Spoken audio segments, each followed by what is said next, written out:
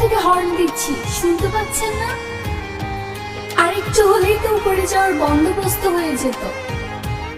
Hello, আমি আপনাকে বলছি।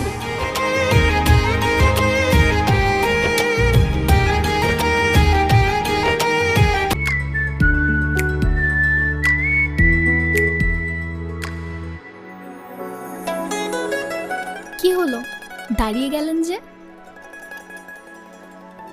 জায়গাটা তো সুন্দর। হ্যাঁ, আমাদের গ্রাম অনেক সুন্দর। জানো, আমার উপন্যাসের মূল চরিত্র কাকে নিয়ে?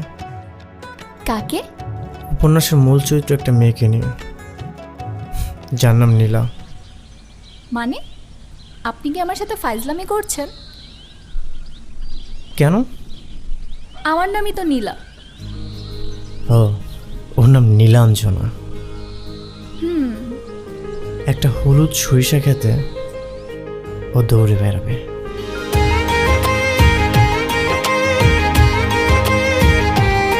আচ্ছা, তারপর? তারপর উপন্যাসের নায়ক দূর থেকে তাকিয়ে দেখতে। হুম, বুঝলাম। ঠিক আছে, চলেন যাই আমরা।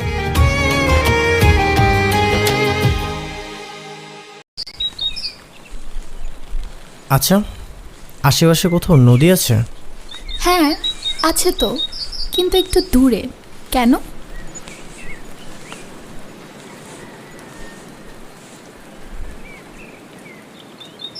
মনে করো আমার উপন্যাসের নীলাঞ্জনা নৌকা চালায়।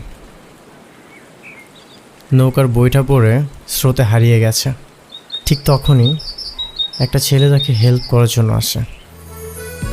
নীলাঞ্জনাকে দেখে প্রেমে পড়ে যায়, ভালোবেসে ফেলে।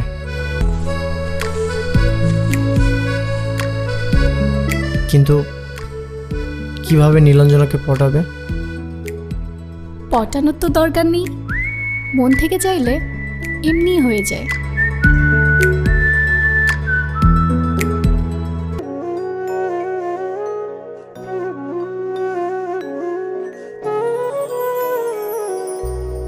নিয়ে চলো আমায় তোমারই সাথে, মন যে আজ কোনো বাধা মানে না, ডুবে গেছে মন তোমারই মাঝে, কোনো কিছুতে মন যেন ভরে না, সব কিছু ফেলে ছুটে এসেছি তোমার হাতে হাত রেখেছি।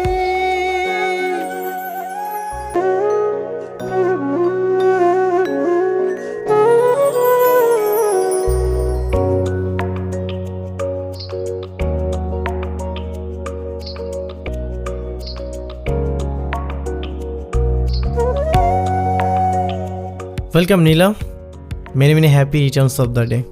থ্যাংক ইউ, কিন্তু তুমি কিভাবে জানলে? ওই যে তুমি বলেছিলে না, মন থেকে কিছু চাইলে এমনিতেই পাওয়া যায়, ঠিক তেমন এমনিতেই তোমার স্পেশাল ডেটটা পেয়ে গেছি। আবারও থ্যাংক ইউ। জানো, পৃথিবীতে এমন কিছু মানুষ থাকে যাদের সাথে